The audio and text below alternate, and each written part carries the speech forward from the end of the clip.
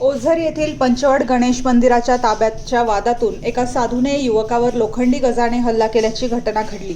या हल्ल्यात युवक गंभीर जखमी झाला असून संबंधित साधूविरुद्ध ओझर पोलीस ठाण्यात गुन्हा दाखल करण्यात आला आहे।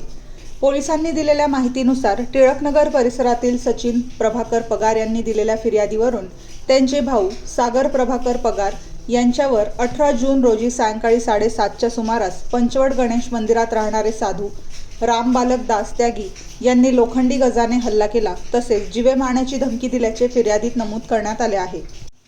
पंचवड गणेश मंदिराच्या मालकी व ताब्याच्या वादातून हा प्रकार घडल्याचा आरोप फिर्यादीकडून करण्यात आला आहे।